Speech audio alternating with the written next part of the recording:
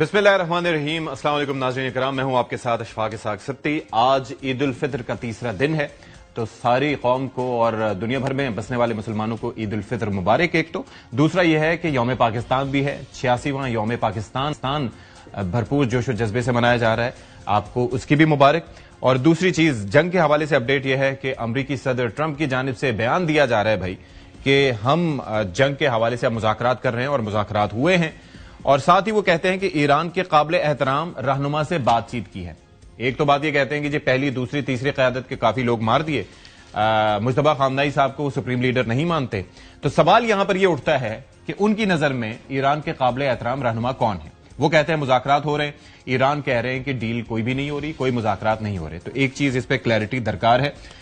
जो कह रहे थे कि इससे पहले जो तनसीबात हैं खासतौर पर तवानाई से मुताल्लिक, उनको निशाना बनाएंगे, डेडलाइन दी थी, लेकिन अब वो इस डेडलाइन में उन्होंने 5 दिन का इजाफा कर दिया। एक तो चीज ये है, और साथ ही मुज़ाकरात का कहा है कि वो जारी रहेंगे, लेकिन काफी सवालात पर उन्होंने आए बाएं शाएं किया।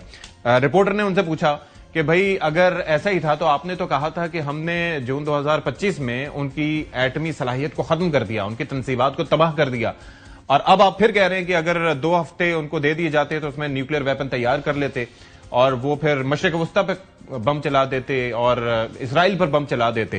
यानी कि अंदाजा कीजिए कि जो नेतन्याहू जुबान बोल रहा है वही जुबान डोनाल्ड ट्रंप की जानिब से बोली जा रही है। तो ये अचानक ऐसा, वो कहते हैं ना कि यकायक ये क्या माजरा हो गया। तो मेरी अंडरस्टैंडिंग के मुताबिक माजरा यह हो सकता है कि मुमकिन तौर पर जिस तरीके से ईरान ने ईंट का जवाब पत्थर से दिया, आपने हॉर्मज जिसके बारे में कहा जाता था कि वो हम खुलवा लेंगे डोनाल्ड ट्रंप की जानिब से, और यह दावा किया जाता था कि उनकी नेवी को नेस्तो नाबूद कर दिया, तबाह कर दिया, सारी वेसल्स आर अंडर द सी, लेकिन उसके बावजूद आपने हॉर्मज को खुलवाने में नाकाम रहे हैं। और ये एक बड़ा चैलेंज, जिस तरीके से ईरान ने जवाबी कार्रवाई करते हुए एक इम्पेनिट्रेबल एक डिफेंस था जिसकी 5 या 6 शील्ड थी, यानी कि दिमोना का जो न्यूक्लियर रिएक्टर, उसके आसपास के इलाके को निशाना बनाया और पेनिट्रेट किया उस फजाई दिफाई निजाम को, तो क्या वो सिग्नलिंग एक बहुत ही, उसने एक खलबली मचा दी और खासतौर पर परेशान कर दिया उनको। ये भी एक दूसरी चीज है। तीसरा, आप कह रहे थे कि उनकी फजाई दिफा की सलाहियत खत्म हो चुकी है, लेकिन जिस तरीके से उन्होंने आपके F-35 को निशाना बनाया, तबाह हुआ मुकम्मल तौर पर या नहीं, लेकिन ट्रेस किया, ट्रैक किया और उसको टारगेट किया, और उसके बाद वो अब तैयारा समझे नाकारा ही हो गया। उसके अलावा F-15 को निशाना बनाया, तो आप तो कह रहे थे सब कुछ खत्म हो गया। तो ये सिग्नलिंग बड़ी मैटर करती है। तो लेट्स सी कि अब आगे इसका नतीजा क्या निकलता है। तो हमारे साथ काफी सारे क्वेश्चंस हैं जिस पे हम बात करेंगे। हमारे साथ जो प्रोग्राम में मौजूद हैं rear admiral retired Faisal Ali Shah साहब, बहुत शुक्रिया जी आपने हमारे लिए वक्त निकाला। साथ ही साथ जौहर सलीम साहब हैं, साबिक सफीर हैं सफारतकारी के मामला पर, उनसे जरा बात करेंगे। अहमद हसन अल अरबी, माहिर हैं बैनुल अक़वामी उमूर के। आप तीनों को एक तो ये है कि ईद उल फितर मुबारक और साथ ही यौम पाकिस्तान मुबारक। स्टार्टिंग फ्रॉम यू अहमद, आपसे स्टार्ट कर लेते हैं। जरा ये समझाइए कि वही मेरा इब्तदाइये में जो जुमला कि यकायक ये क्या माजरा हो गया। कुछ मैंने चीजें आपके सामने पेश की हैं, आप उसके अंदर फरमाइए कि आपको क्या लगता है कि क्या हुआ। जी बहुत शुक्रिया इशफाक भाई। देखिए, इसमें जो ये हुआ है डोनाल्ड ट्रंप की तरफ से जो अनाउंसमेंट हो रही है, ये जो नेगोशिएशंस की बात चल रही है, ये this is the natural outcome, ये नेचुरल फ्लो, इसी तरीके से चीजों ने इसी तरफ आना है। अगर अभी डोनाल्ड ट्रंप कह रहे हैं कि मुज़ाकरात हो रहे हैं और ईरान की तरफ से ये बात सामने आ रही है कि वो कह रहे हैं, वो डिनाई कर रहे हैं इस तरह की मुज़ाकरात वाली बात को, अभी नहीं तो कल, नहीं तो कुछ दिनों के बाद, चंद घंटों के बाद होना ऐसे ही है। उसकी वजह यह है कि इस वक्त जितने भी एलिमेंट्स इस जंग के अंदर इन्वॉल्व हैं, वो पूरी तरीके से, उनमें से ज्यादातर जो एलिमेंट्स हैं उनका इंटरेस्ट इस बात में है कि ये जंग हॉल्ट हो, ये जंग स्टॉप हो, ये जंग रुके। अमेरिका यही चाहता है कि ये जंग रुके, और उसकी मेन वजह मैं ये समझता हूं, एक तो जो रिटेलिएशन ईरान की तरफ से आई है, जो इंड्योरेंस का मुजाहरा ईरान ने किया है, जिस तरह unprecedented, exactly, there is absolutely no doubt that it is unprecedented. इसको अमेरिका ने भी मिसकैलकुलेट किया था, इसको इसराइल ने भी मिसकैलकुलेट किया था, और ईरान की कैपेसिटी टू गिव सरप्राइज, उसने पूरी दुनिया को शॉक किया है, इसमें कोई डाउट नहीं होना चाहिए। दूसरा फैक्टर ये है कि हालात जो है वो नेचुरली, वो इंटरनेशनल रिलेशंस और जंगों के बारे में कहते हैं that you have to respect your environment. आपकी एनवायरनमेंट ज्यादा इंपॉर्टेंट रोल प्ले करती है। अमेरिका की जो environment ہے, that played a very vital role. آج 82% Americans یہ چاہتے ہیں کہ یہ جنگ نہ ہو. آج میجورٹی آف Americans نے سپریم لیڈر کی شہادت کے بعد اس بات سے انہوں نے خفا تھے کہ امریکہ نے ایران کے اوپر اٹیک کیا. وہ سپریم لیڈر جن کو پچھلے 20 سالوں سے بے انتہا ڈیمونائز کیا گیا امریکہ کے اندر. And it has made them come together. And the Iranian nation, they have come together based on that. میں آپ کی طرف دوبارہ بھی آؤں گا. ایڈمرل صاحب یہ ذرا سمجھائیے گا کہ ایک تو چیز یہ تھی جو جس طریقے سے احمد بات کر رہے تھے اسی کو میں آگے بڑھاؤں گا. ایک چیز تھی انڈیورنس, کیونکہ انڈیورنس نہ ہوتی اور آپ کے پاس جس طریقے سے ظاہر ہے کہ جدید ترین فضائی دفاعی نظام نہیں تھا جو کہ اچانک آپ کے پاس اب آگے ہے, تو اس کی ڈیٹیلز میں ہم ظاہر نہیں جائیں گے. لیکن یہ ہے کہ دوسرا ریٹیلیشن, یعنی کہ آپ نے بھرپور تمام تر بمباری کے باوجود, یعنی کہ وہ بنکر بسٹرز مارتے رہے, ویسے بم پھینکتے رہے, لیکن آپ ریٹیلیٹ کرتے رہے. آپ کی نظر میں جو کی فیکٹر ہے وہ کیا رہا, اور فیس سیونگ اس میں امریکہ اور اسرائیل کے لیے کیا ہو سکتی ہے اگر جنگ اس وقت ختم ہو جاتی ہے تو؟ بہت شکریہ اشفاق, مجھے پروگرام میں لینے کا. آپ کے اور قوم کی خدمت میں عید الفطر اور یوم پاکستان کی مبارکباد پیش کرنا چاہتا ہوں. آپ کے کوشچن کی طرف آنے سے پہلے میں تھوڑا سا یہ بتا دوں کہ جو آپ نے پہلے سوال کیا کہ جی یہ کیسے اچانک انہوں نے آفر کر دی ہے جنگ روکنے کی, تو دیکھیں ایک چیز سمجھنے کی یہ ضرورت ہے کہ یہ یو ایس کی انٹینشن ہے, اسرائیل کی انٹینشن نہیں ہے. اور اس جو کانفلکٹ یہ جو چل رہا ہے اس میں یو ایس کا اتنا کنٹرول نہیں ہے جتنا اسرائیل کا کنٹرول ہے. تو کوئی بہت زیادہ ہمیں خوش فہمی میں نہیں ہونا چاہیے مبتلا کہ یہ اگر یو ایس نے کہہ دیا تو 5 دن جنگ رکی رہے گی اور بات چیت ہوتی رہے گی. دوسری چیز یہ کہ یہ رسپائٹ ہے جو یو ایس کو چاہیے تھا, بہت بیڈلی نیڈڈ تھا, تو اس نے ریپلینشمنٹ کرنی ہے, اس نے کوئی ریفربشنگ کرنی ہے, تو یہ اس کے لیے بھی ضروری تھی. اور تیسری چیز یہ ہے کہ یعنی کہ ٹیکٹیکل ڈسیپشن اس کو کہیں گے. جی جو لاسٹ ٹاکس ہوئی تھی ان کی فیٹ دیکھ لیجیے کیا ہوئی تھی. تو میں تو کوئی بہت زیادہ امید نہیں کرتا کہ اس دفعہ جو ٹاکس اگر پریزیڈنٹ ٹرمپ کہہ رہے ہیں اور ہو بھی رہی ہیں تو اس کا کوئی نتیجہ خیز, کوئی معنی خیز نتیجہ نکلے گا. اس لیے میں یہ کہہ رہا ہوں کہ دیکھیں آپ موٹیوز دیکھیں تینوں کا کہ جنگ روکنے کا کیا ہے. امریکہ اور اسرائیل بھی جنگ روکنا چاہتے ہیں لیکن وہ ایک رسپائٹ لینا چاہتے ہیں. وہ چاہتے ہیں کہ کچھ مہینے کے لیے یہ جنگ روک دی جائے, پھر یہ اپنے آپ کو ریپلینش کریں, ریفربش کریں, دوبارہ سے اپنے آپ کو تازہ دم کریں اور پھر حملہ کریں. ایران چاہتا ہے کہ یہ جنگ ایک دفعہ رکے اور ہمیشہ کے لیے رکے اور ایشورنسز کے ساتھ رکے کہ یہ آئندہ کبھی نہیں ہوگی. تو اس لیے یہ جو 5 دن کا رسپائٹ ہے میں اس میں بہت زیادہ ہوپ فل نہیں ہوں. اچھا دوسرا جو آپ کا مین سوال ہے میں اس پہ آنا چاہتا ہوں اور اس کو تھوڑا سا میں ملٹری مائنڈ سیٹ کے ساتھ آپ کو بتانا چاہتا ہوں. دیکھیں امریکہ اور اسرائیل کی جو ٹیکنالوجی ہے, وار مشین ہے, وہ بہت سوفسٹیکیٹڈ ہے, مہنگی ہے, بڑی اچھی ہے, بہت زیادہ ہے. بٹ میں پرسنلی سمجھتا ہوں کہ وہ 20ویں صدی کی وارفیئر کے حساب سے تو بہت موزوں ہے, لیکن 21ویں صدی کی وارفیئر کے حساب سے اتنی موزوں نہیں ہے. 21ویں صدی میں آپ کو low cost naan contact warfare پہ جانا پڑے گا, تب آپ کوئی جنگ جیت سکتے ہیں اور لڑ سکتے ہیں, جو کہ ایران کر رہا ہے. آپ نے آرمینیا آذربائیجان کی جنگ دیکھی, اس میں بھی یہی تھا. رشیا یوکرین کی جنگ میں یہی تھا. انڈیا پاکستان کی جنگ میں یہی تھا. ایران نے بھی پچھلے کئی دہائیوں سے اسی جنگ کی تیاری کی. Low cost naan contact warfare کہ جلدی جلدی آپ ریپلینش بھی کرتے رہے اپنی چیزوں کو, اور وہ لو کاسٹ ہیں اور اینیمی کو زیادہ نقصان پہنچا رہی ہیں. تو اس لیے ایران کی جو ریزسٹنس ہے, جو ریلائنس ہے, اس نے بیسیکلی اس کی انڈیورنس بڑھائی ہے, اور اس انڈیورنس کی وجہ سے یو ایس اور اسرائیل کی ساری کیلکولیشنز خراب ہو گئی ہیں. آپ کو میں یہ بھی بتاتا چلوں کہ جس وقت یہ پلاننگ ہو رہی تھی اس جنگ کی, تو اس وقت یو ایس کا یہ خیال تھا کہ ہمیں 4 دن کی کیمپین کرنی چاہیے ایٹ دا موسٹ, اس سے زیادہ ہمیں ضرورت نہیں ہے. اور اسرائیل کہہ رہا تھا کہ نہیں ہمیں 2 ہفتے کی کیمپین کرنی چاہیے, کیونکہ اسرائیل کا موٹیو تھا ایران کو مکمل طور پہ تباہ کرنا. دونوں اندازے غلط. دیکھیے نہ 4 دن ہوئے نہ 2 ہفتے ہوئے, یہ 3 ہفتے ہو گئے اس جنگ کو, اور ایران ابھی تک اپنی جگہ پہ کھڑا ہوا ہے. اور پھر اسٹریٹ آف ہارمز پہ اگر آپ بات کرنا چاہیں ابھی یا بعد میں, تو میں آگے ڈیٹیل میں سمجھا سکتا ہوں. جی پلیز اس پہ میں آگے جا کے بات کروں گا. جوہر صاحب, سر سفارتی معاملات پر بات ہو رہی ہے, اور اس میں شاید آپ کو خبر ہو کہ وہ قابل احترام رہنما کون ہے جس سے ڈونلڈ ٹرمپ کہہ رہے ہیں کہ ان سے ہم نے بات کی ہے, کیونکہ پہلی قیادت کو وہ کہہ رہے ہیں کہ ہم نے شہید کر دیا, دوسری قیادت کو شہید کر دیا, تیسری قیادت میں کافی سارے لوگ مارے گئے, مجتبی خامنائی کو وہ لیڈر نہیں مانتے, علی لاریجانی کو وہ شہید کر چکے ہیں. کون ہو سکتے ہیں وہ قابل احترام رہنما آپ کی نظر میں جس کو ڈونلڈ ٹرمپ صاحب معتبر سمجھتے ہیں؟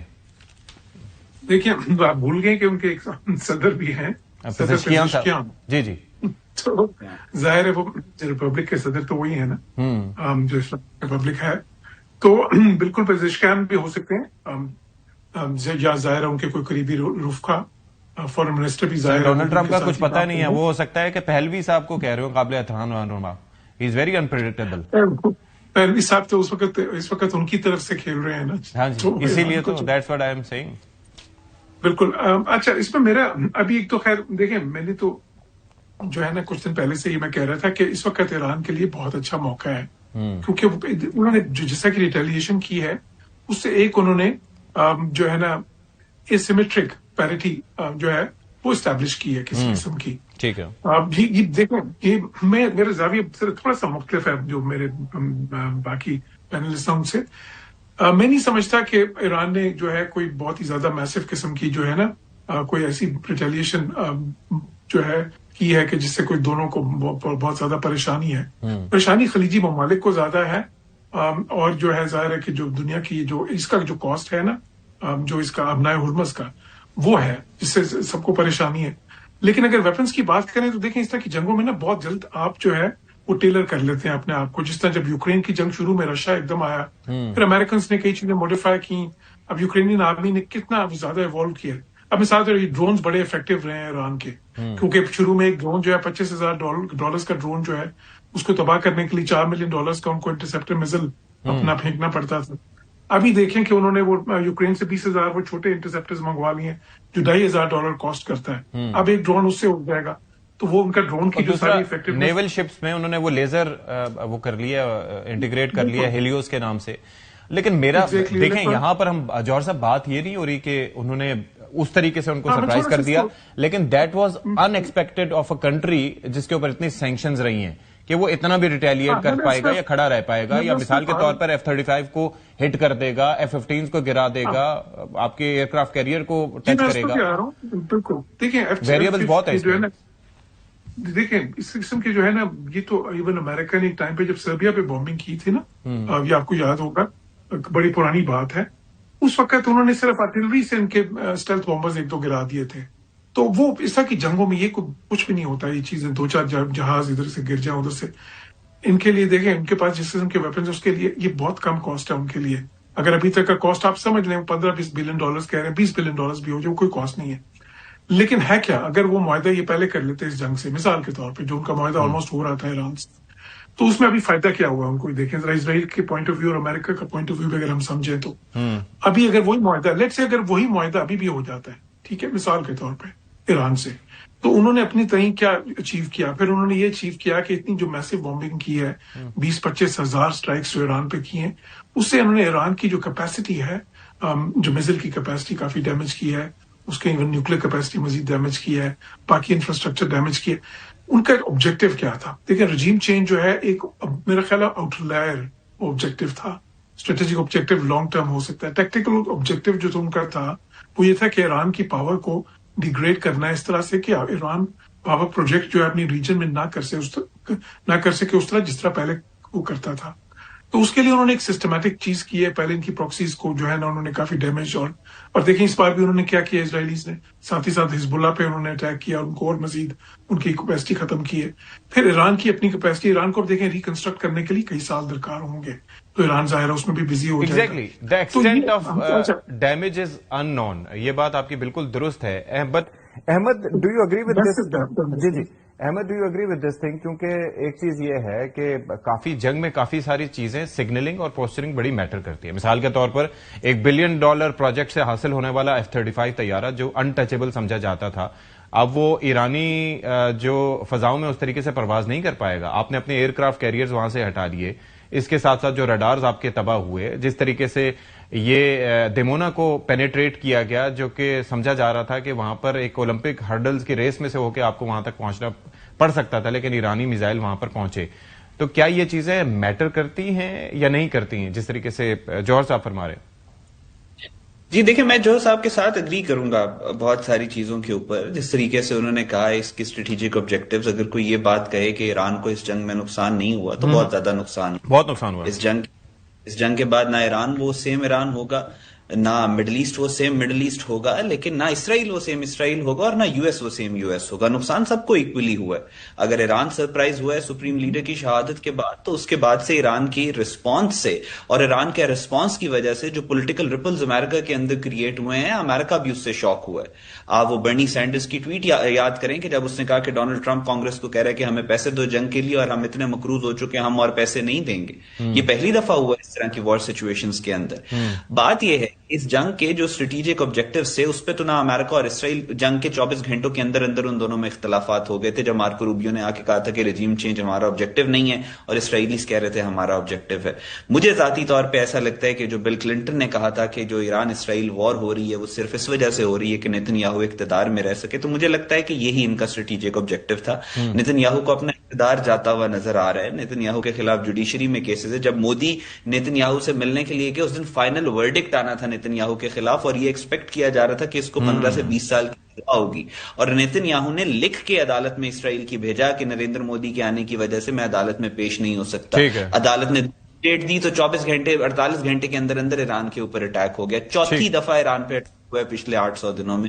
سو آئی تھنک یہ جو اس وقت جنگ یہ امپوز کی گئی تھی وہ اس وجہ سے کی گئی تھی کہ کسی طریقے سے جو اسرائیل کی ڈیٹیریوریٹنگ کنڈیشن ہے اس کو کسی طریقے سے روکا جائے. نیتن یاہو اقتدار میں رہے. جو 5% اسرائیل چھوڑ کے جا چکے ہیں، جو وہاں پہ کرائسس چل رہا ہے اس سے دنیا کی توجہ ہٹے، اسرائیل کے اندر تھوڑی کامنس آئے ایک ایکسٹرنل کانفلکٹ کی وجہ سے. آئی تھنک وہ چیز فیل ہوئی ہے. اور اب آپ دیکھیں آنے والے دور میں اسرائیل جو ہے آپ کو ٹربلڈ نظر آئے گا مڈل ایسٹ کے اندر. آلرائٹ جی، اب ذرا آ جائیں ایڈمرل صاحب اس بات پہ کہ بات ہو رہی ہے کہ گریٹر ڈیزائنز اور گریٹر پلانز کیا تھے.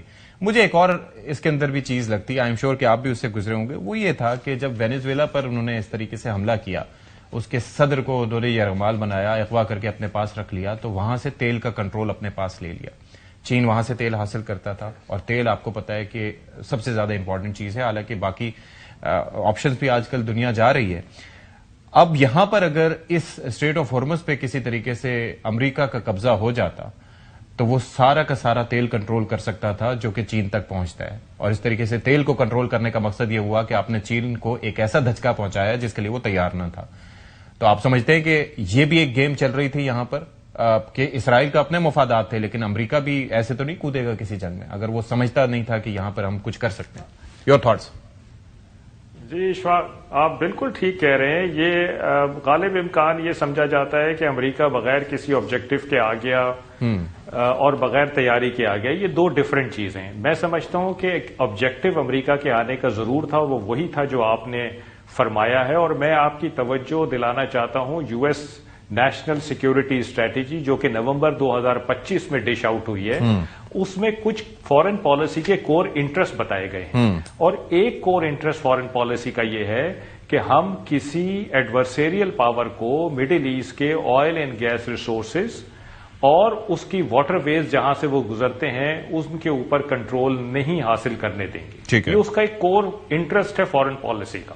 تو اب آپ دیکھ لیجئے، وہ آپ نے بالکل صحیح کہا کہ وینیزویلا میں انہوں نے یہ سب کیا تو کس کو ایفیکٹ ہوا، اور پھر یہاں آ کے انہوں نے بیسیکلی ایڈورسیریل پاور کا نام تو نہیں لیا اس میں، لیکن ریجنلی ایڈورسیریل پاور کون ہوگا؟ ایران. اور گلوبلی کون ہوگا؟ چائنا. تو ان دونوں کو ڈینائی کرنے کے لیے یہاں کا کنٹرول امریکہ کے لیے ضروری تھا کہ یہاں پہ کنٹرول حاصل کیا جائے. اچھا، یہاں بیسز وغیرہ تو ان کے موجود تھے آلریڈی، جی، لیکن ان کو کچھ فارورڈ پوسچرنگ کی ضرورت تھی، کچھ ایگریسو پوسچرنگ کی ضرورت تھی جس کے ذریعے وہ یہاں پہ اپنا جو وہ ہے کنٹرول ہے اس کو مسلط کر سکیں. بات آ گئی ہے اسٹریٹ آف ہارمز پہ. اب یہ بات بالکل ٹھیک ہے کہ وہ اپنے آبجیکٹوز کے تحت تو آئے تھے لیکن تیاری نہیں کر کے آئے تھے. دس از دی ایشو جس کی وجہ سے یہ سب کچھ ان کو سہنا پڑ رہا ہے، ہزیمت اور خفت. That's the problem with the blaze I believe کہ they can give the punishment but they can not take it. جی بالکل ایسے ہی ہے. اب یہ اسٹریٹ آف ہارمز میں ان کو یہ اندازہ نہیں تھا کہ یہ کتنا سینسٹیو معاملہ ہے، کس قسم کی جغرافی ہے اور اس کو کیسے ایران سے چھڑایا جا سکتا ہے. یہ بک ایکچولی اسٹاپڈ ہیئر. اور یہ جنگ شروع ہونے سے پہلے بھی میں یہی بات کر رہا تھا کہ دیکھیں ایران کی جو اصل ویلیو ہے، جو اس کی بیسیکلی طاقت ہے، وہ سی میں ہے, پرشین گلف میں اور اسٹریٹ آف ہارمز میں, نہ لینڈ میں ہے نہ ایئر میں ہے. اور یہ جو جنگ ہوگی یہ ایران کے ساتھ کوئی بھی تنازع کسی کا بھی ہوگا وہ اسٹریٹ آف ہارمز میں آ کے پھنس جائے گا. اور ایران نے یہی کیا. پچھلے سال جب جون میں جنگ ہو رہی تھی تو اس نے جنگ کے آخر میں جا کے کہا کہ میں اسٹریٹ آف ہارمز بند کرنے کا سوچ رہا ہوں, تو دنیا متحرک ہو گئی. اس دفعہ اس نے جنگ کے پہلے دن ہی کہہ دیا کہ جی اسٹریٹ آف ہارمز میرے کنٹرول میں. ٹھیک ہے. اب کنٹرول کیا ہے کہ جی وہاں سے کوئی جہاز ایران کی مرضی کے بغیر نہیں گزر سکتا. ٹرمپ صاحب نے کہا کہ جی اگر آپ نے نہیں کھولا تو میں 20% زیادہ آپ پہ بمباری کروں گا, اگر آپ نے نہیں کھولا تو میں آپ کی کرٹیکل انفراسٹرکچر پہ بمباری کروں گا. پھر انہوں نے ملکوں کو کہا کہ آ جاؤ سب آ کے مل کے کھولو. سب نے منع کر دیا کیونکہ سب کو پتا ہے کہ ایران کی وہاں پہ بہت اسٹرانگ پوزیشن ہے. اور اگر اس پہ آپ آگے چل کے ٹیکنیکلی بات کرنا چاہیں تو میں بتا سکتا ہوں کہ ان کی کیا اسٹرانگ پوزیشن ہے, لیکن they are very well dug in there, اور وہ یہ ان سے کھلوانا تقریباً امپاسبل ہے. تقریباً امپاسبل ہے. اچھا جارج سلیم صاحب, اس پہ بھی ذرا روشنی ڈالیے گا کہ اب ظاہر ہے کہ رائٹرز بھی اس حوالے سے بات کر رہا ہے کہ پاکستان, ترکی اور مصر نے بھی ان مذاکراتی عمل میں بلکہ پیغام پہنچانے میں بڑا اہم رول پلے کیا, اور پاکستان کی تو ہمیشہ سے یہ کوشش رہی ہے. آپ نے یہ تذکرہ کیا کہ قابل احترام رہنما امریکی صدر کی نظر میں پزشکیان ہو سکتے ہیں, لیکن پزشکیان کیا اس پوزیشن میں ہوں گے صدر ہوتے ہوئے بھی کہ وہ سپریم لیڈر جن کو امریکہ سپریم لیڈر نہیں مانتا ان کی مرضی کے بغیر کسی طرح کے مذاکراتی عمل کو کامیاب بنا سکیں؟ دیکھیں, جو صدر پزشکیان اور جو سپریم لیڈر جن کو اسیسینیٹ کیا ہے انہوں نے, ان کے درمیان ایک ٹائم پہ تھوڑے سے ڈفرینسز تھے نیوکلیر ایشو پہ. ٹھیک ہے. یہ جو ہے نا 19 سال پہلے کی بات ہے. پزشکیان نیگوشیٹ کرنا چاہتے تھے, سپریم لیڈر اس وقت نیگوشیٹ نہیں کرنا چاہتے. ٹھیک ہے. لیکن پزشکیان نے ان کو کنونس کر لیا کہ نیگوشیٹ کریں. ٹھیک ہے. تو پھر وہ نیگوشیشن کی طرف گئے. اچھا, ابھی بھی دیکھ ایران کا جو سسٹم ہے اس میں وہ دونوں امپورٹنٹ ہیں. جو پریزیڈنٹ ہے وہ بھی ڈائریکٹلی الیکٹڈ ہوتا ہے. یہ ٹھیک ہے کہ اوور آل سپریم لیڈر ہیں, وہ سارا سیٹ اپ ہے, لیکن پریزیڈنٹ کی بات بھی وہ سنتے ہیں. اور پریزیڈنٹ آپ نے دیکھا کہ وہ پریزیڈنٹ ایسے لوگوں کو بننے بھی نہیں دیتے. جس علی لاریجانی کو 2 بار پریزیڈنٹ نہیں بننے دیا گیا, ان کو اس ریس میں آنے نہیں دیا گیا. وہ پریزیڈنٹ بھی ان کو بننے دیتے ہیں جو ان کے اعتماد کے لوگ ہوتے ہیں. ٹھیک ہے. ہاں, آپ جو لاسٹ پوائنٹ جو میرا ہے نا, وہ یہ ہے کہ کن ملک میں رول پلے کیا. بالکل پاکستان جیسے ملک جن کے سب کے ساتھ تعلقات اچھے ہیں, ترکیہ ہے, ایجپٹ ہے, لیکن میں سمجھتا ہوں کہ ساتھ ہی ساتھ چائنا بھی, رشیا بھی, اور سب سے بڑی کہ یہ کہ ان کے ڈائریکٹ کانٹیکٹس آپس میں امریکنس کے اور ایرانینس کے وہ تھے. تو یہ کہہ رہا تھا پہلے اپنے کامنٹس میں کہ ان کی ڈپلومیسی بیک بہائنڈ سینس چل رہی. All right. لیٹس سی کہ اب اس کا رزلٹ کیا نکلتا ہے. بہت شکریہ سلیم صاحب, احمد حسن العربی اور ساتھ ہی ساتھ ریئر ایڈمرل فیصل علی شاہ صاحب. ول ٹیک اے بریک ہے, بریک کے بعد حاضر ہوتے ہیں. جی,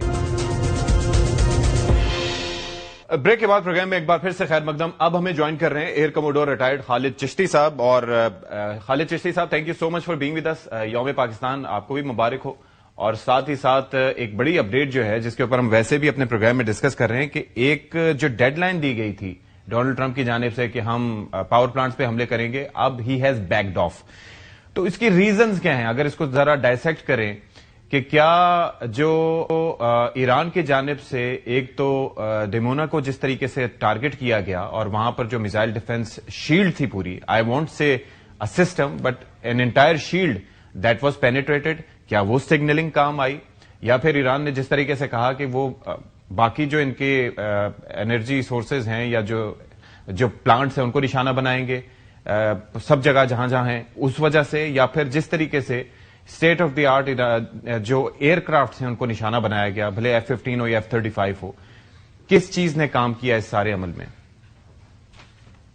بہت شکریہ Satish sahab, always a pleasure to be with you. Thank you so much. دیکھیے بہت اچھی آپ نے ڈائمینشن کور کی ہیں خود ہی, لیکن میں صرف یہ ایڈ کرنا چاہوں گا کہ پہلی بات تو ہم جنگ سے پہلے کی بھی بات کر رہے ہیں کہ پریزیڈنٹ ٹرمپ کی جو ہے نا انسرٹینٹی ہی سرٹینٹی ایک ہے.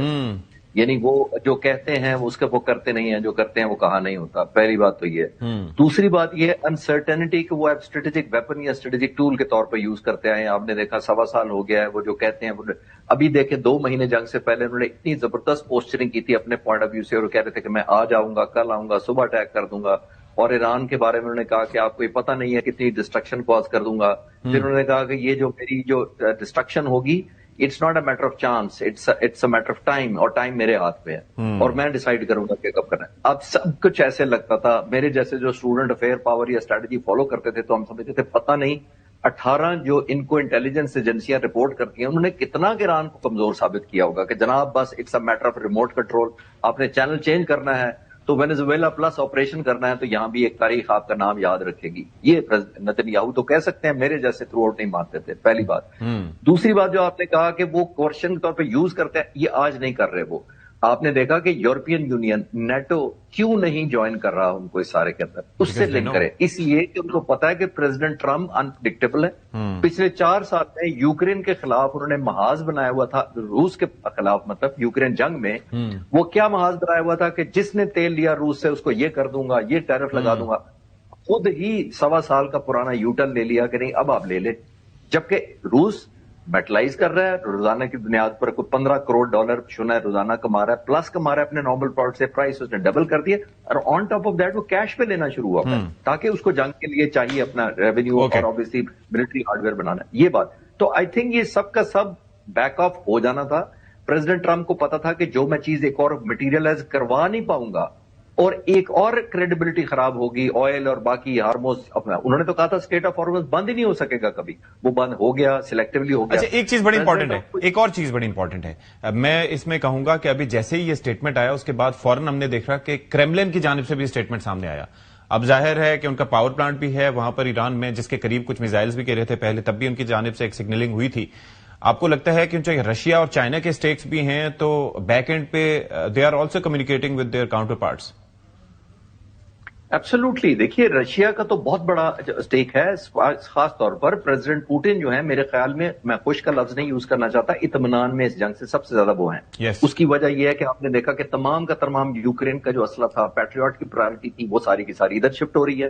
आपने देखा प्रेसिडेंट जेलेंस्की ने यह कहा कि मैंने 200 सिर्फ पैट्रियट मांगे थे, मुझे नहीं दिए गए, और प्रेसिडेंट ट्रम्प ने 8 दिनों में 2000 पैट्रियट फायर कर दिए ईरान के खिलाफ। वो एक तो पुतिन तो चाहेंगे कि जनाब जंग उधर ले जाए, सारी वेपन भी साथ ले जाए। अच्छा, अगर उनको एक जगह जरा सी स्पेस मिली थी कोरिया की शक्ल में, प्रेसिडेंट ट्रम्प ने सोचा कि मैं कोरिया, साउथ कोरिया से वेपन उठाता हूं, पैट्रियट ये यहां ले आता हूं, तो नॉर्थ कोरिया ने क्या किया, उन्होंने उसी दिन अपने 10 स्टेट ऑफ द आर्ट नए डेवलप मिसाइल चला दिए, टेस्ट फायर कर दिए, सिग्नलिंग कि जनाब इधर से मसला अपने वेपन उठाएंगे तो मैं अपने मिसाइल तैयार करे बैठा हूं। ठीक है। तो हर मुल्क प्रेसिडेंट ट्रम्प को आइसोलेट करने में लगा हुआ है, जिसकी वजह से फ्रस्ट्रेशन नजर आ रही है प्रेसिडेंट। अच्छा, अब एक चीज जरा बताइए कि ये जो है वो एक ऐसी दिफाई शील्ड थी दिमोना के अगेंस्ट के जिसको कहा जाता था कि इट्स इनविंसिबल, यानी कि इसको तो पेनिट्रेट किया ही नहीं जा सकता।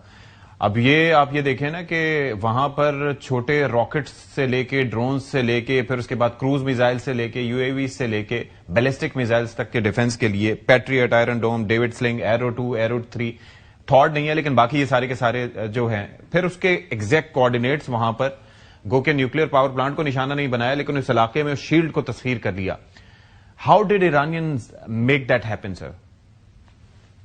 देखिए, मेरा मानना यह है कि रूस और चीन दोनों मुल्क, जाहिर है वो डायरेक्ट तो नजर नहीं आ रहे, लेकिन इनडायरेक्टली वॉर फाइटिंग जो इनेबलिंग होती है ना कैपेबिलिटी, यानी आप फिजिकल बंदूक ना दें लेकिन आप एग्जैक्ट निशाना बता दें। मैं एक और चीज से आपकी बात को सपोर्ट करने की कोशिश करता हूं। देखिए, प्रेसिडेंट ट्रम्प ने पहले शुरू के दूसरे दिन कहा कि रूस मदद कर रहा है टारगेटिंग में, यानी हमारी लोकेशन बता रहा है। जब आप खुद ऐलान कर दें कि हमारी टारगेटिंग वो कर रहा है, इसका मतलब है आपको तकलीफ हुई है उनकी टारगेटिंग से, इसका मतलब है वो एक्यूरेट है, नंबर 1।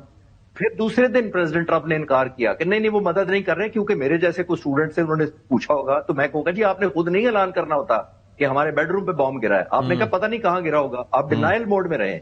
फिर उन्होंने डिनाई कर दिया, फिर उन्होंने कहा कि डिनाई से तो रूस बरी हो गया है, तो उन्होंने नहीं, अब फिर वो बरी। तो आई थिंक ये बहुत बड़ी सिग्नल थी ये जो इन्होंने इजराइल पे हमला किया, ये बहुत एक सीरियस मैसेजिंग है कि ना सिर्फ हम पेनिट्रेट कर सकेंगे, लेकिन लेडर ऑफ एस्केलेशन ईरान ने कहा है कि वो हमारे कंट्रोल में ना सिर्फ पानी में है, स्टेट ऑफ हॉर्मुज़ में है, ना सिर्फ जीसीसी के मामले में है, बल्कि इजराइल की टारगेटिंग भी हमारे कंट्रोल में है। और प्रेसिडेंट ट्रम्प आप देख लें पिछले 3 हफ्तों से सिवाय ये कि बमबारी कर रहे हैं तेहरान पर और मुख्तलिफ शहरों पर, टेक होम क्या है? टेक होम तो सारा ईरान के पास है इस वक्त। सिग्नली उसने डिमोना कर दिया, स्टेट ऑफ हॉर्मुज़ का। देखिए, आखिरी बात इसके ऊपर बड़ी इंपॉर्टेंट सदी साहब ये है कि जंग होने से शुरू होने से पहले ईरान सिर्फ 80% अपना जो ऑयल था सिर्फ चाइना को एक्सपोर्ट कर सकता था। 80%, 1.38 बिलियन बैरल के थी।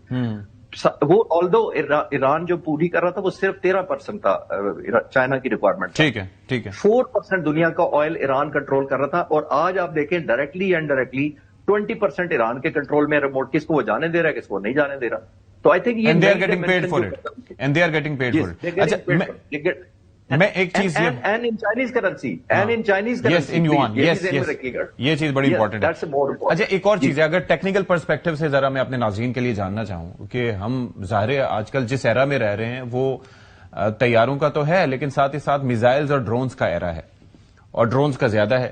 ایسے میں ایسے محفوظ ترین علاقے کو, کیونکہ اسرائیل کی تو جان ہے, اب آپ یہ دیکھیں کہ میں حیران اس بات پہ ہوتا ہوں کہ IAEA کی جانب سے ایک ایسے ملک کو جس کے بارے میں کہا جاتا ہے کہ وہ ڈکلیئرڈ پاور نہیں ہے, جس کو قدم رکھنے کی اجازت نہیں ہے, اور ان کی جانب سے فوراً بیان سامنے آنا, یہ ایک الگ ایک مذاق ہے.